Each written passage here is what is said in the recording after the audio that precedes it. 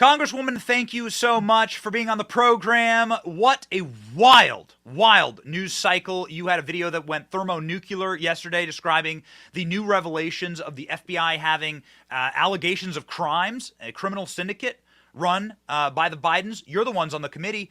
I'm just going to hand it off to you. Tell us, what have you found? Thank you so much, Benny, and I really appreciate you covering this very serious story. It's not just a serious story, it's the reality that we live in. Our country is compromised because of Joe Biden and his family and the true crimes that they have committed. And I am so grateful to our oversight staff and Chairman Jamie Comer, also Senator Grassley, and bringing forward this very brave whistleblower. This whistleblower that I'm about to tell you about is fearing for his life right now. This is very serious, and whistleblowers must be protected, just like government power must be checked. And this is what we're trying to do on the Oversight Committee. You know, Benny, I introduced articles of impeachment on Joe Biden's inauguration day, January 21st, 2021, for a very specific reason. And that was just what you were just covering, the story that Tony Bobulinski bravely told as publicly as possible about the crimes that were being committed with the Biden family when Joe Biden was vice president through Burisma in Ukraine. Well, this matches up, and I am very happy to say I've been vindicated because my impeachment articles were right, except I think there's more information that we can add to them now with what we're uncovering. For the past few months, Oversight Republicans have been investigating the Biden family. We've been to the Treasury Department and we have read suspicious activity reports, not just a few of them. There's over 200 of them. A suspicious activity report is something you and I will likely never have, but the Bidens have had over 200. These are bank-produced reports that tell of crimes, true crimes, human sex trafficking. Those are actual words in these reports. Money laundering. Those are also actual words in these reports. And the reports that we read told us exactly who was involved, what countries were involved, what accounts were involved, where the payments came from, and who the payments went to. I'll give you an example. Wire transfers from China going directly into LLCs. These are shell companies that would launder the money, and then payments would get made to multiple Biden family members.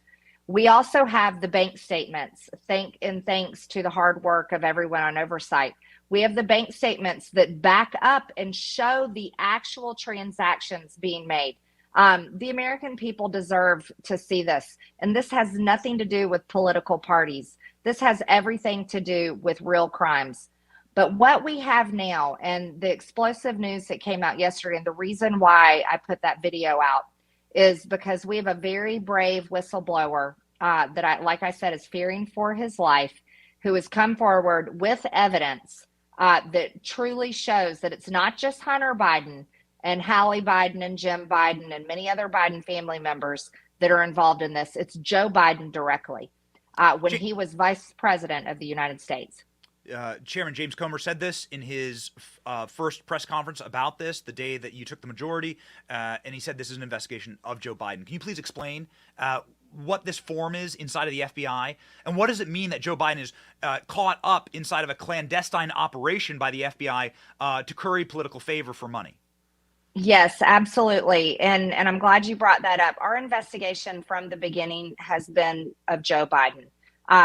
We aren't playing party politics. If we were, we would be hanging out Hunter Biden's laptop.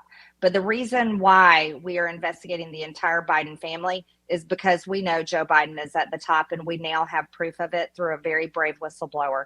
What this whistleblower is bringing forward to us through Senator Grassley, and we're very grateful for his help, is that Joe Biden himself exchanged money. He took money, a big payment from a foreign national in exchange for United States policy decisions as the vice president of the United States.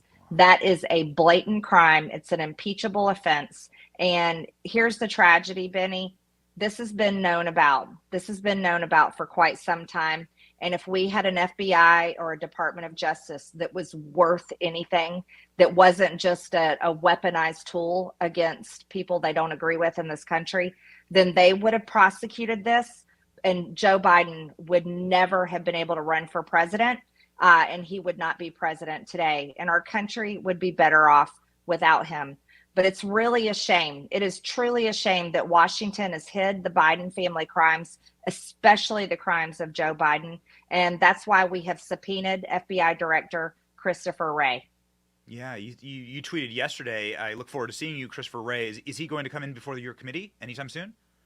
Absolutely. He is a taxpayer funded, and his paycheck comes from the American people. The Republicans in control on the Oversight Committee, that's us. We have subpoenaed him. He has a duty to his country to show up. And so we're expecting to see him. John Paul Mac Isaacs, who's the repair shop owner with Hunter Biden's laptop, he was on our program recently saying he feared for his life. You're saying that this whistleblower is fearing for his life. What do you mean by that? Like, do you know that there are credible threats against them? I can't get into that. We have to protect everything to do with this whistleblower and any whistleblower. It's extremely important that we protect any information involving them. But it is very serious. This whistleblower fears for his life. And it's not, we aren't exaggerating. It's hard to keep all the whistleblowers against the Biden family on track right now. I mean, you have to, for the show, we have to do like a rundown and put assets together in order to keep them all together and in order to keep them, I suppose, organized. Your committee has so many lines of attack on Joe Biden. Can you describe what your work is focusing on right now? Yes, and absolutely. And I think people do need to understand it. It is a lot for people to understand and take in, and a lot to keep up with. And I just want to remind everyone, because I share the same frustration with them. Many people say, well, when is something going to happen? When is something going to be done? I want everyone to understand that we have only been investigating this for several months, only a few months. And that's because, thanks to the American people, they gave us the majority in the House of Representatives. And when they gave us the majority, that gave us subpoena power. So Republicans have not been investigating this until we had the majority, and we took over in January, and we quickly got to work. So just so people understand the timeline there.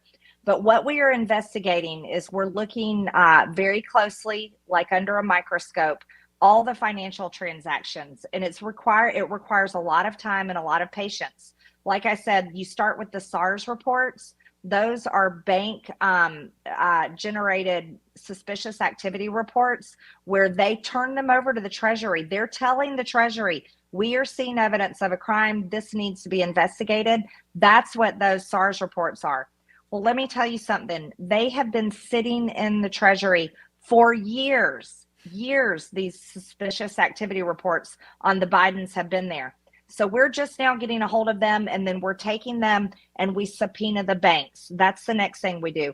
And we match up the actual bank accounts and the actual transactions, proof of it, with what we see in the SARS reports. And then it opens up door after door. And so it's like layer after layer. The more we look into, the more we find. And we're just very grateful to Senator Grassley and for bringing this whistleblower to us, because unfortunately, Senator Grassley has his hands tied behind his back because Chuck Schumer is not going to subpoena anyone over this and not going to do anything about it. They're too busy protecting their own. And that's the problem with Washington, D.C. But I think what upsets me the most, Benny, is the fact that everyone in Washington has known about the Biden crimes for a very long time, and they've done nothing about it. But yet regular Americans, they go to jail if they don't pay their taxes. They go to jail if they walk in the Capitol escorted by Capitol Police like Jacob Chansley did. And it is so unfair, but they protect the elites. The deep state protects its own. And I'm just really grateful and honored to be part of the Oversight Committee and the investigations where we can hopefully do everything we possibly can to turn this around. Final quick question for you, and I have to ask because it made just, again, thermonuclear news when you announced that there's sex trafficking violations inside of the Biden bank records. I would love to have you expound on that. Also, your chairman, James Comer, said this in his first press conference about this, human trafficking violations. He noted that, and we said, what was that about? That's crazy. We haven't heard that. And I would just like to refrain. The reason I'm asking this is not as a partisan, but as like a father of daughters, as somebody who has like human dignity. This is something that everyone should set aside. And if anyone is guilty of sex trafficking or human trafficking, I mean, that person should be disqualified forever from running for office. This is a moral issue, not a political issue. Can you please expound on what you saw, evidence of human trafficking in the Biden file? Yeah, absolutely. And look at the way the Trump family was treated. And they've never done anything wrong. They've never done anything like this.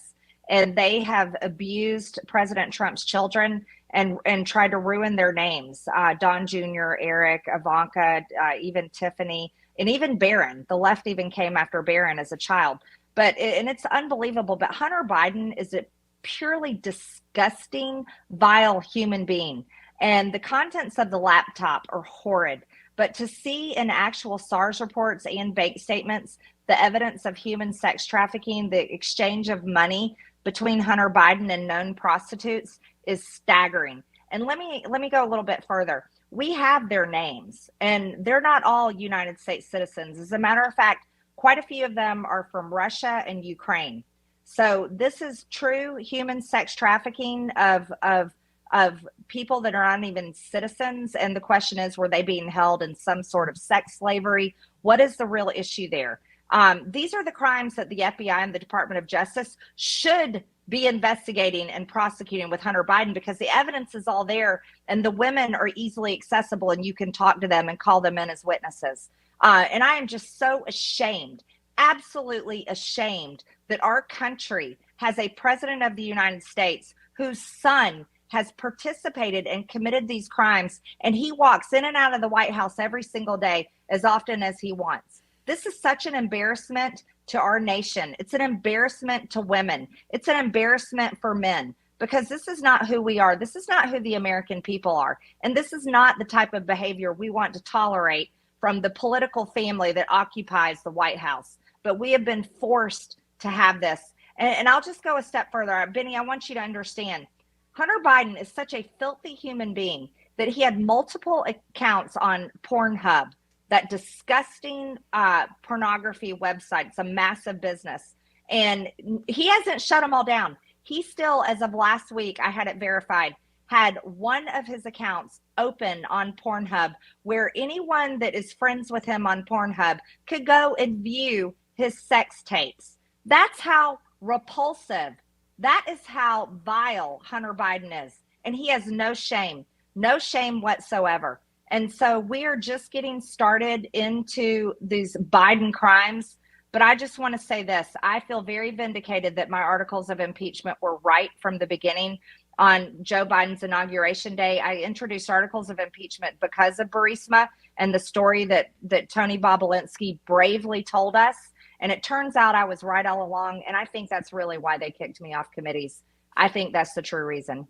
Just bombshell stuff. And the best revenge arc, I think, in Washington, D.C. right now is the Marjorie Taylor Greene revenge arc. Please, Godspeed in rooting out this corruption. Please be the light, the ultraviolet light that shines on this. These people are diseases. They're filthy. They're disgusting. They're filthy people. And thank you for fighting them. Thank you, Marjorie. Thanks for covering this story, Benny. We'll talk soon.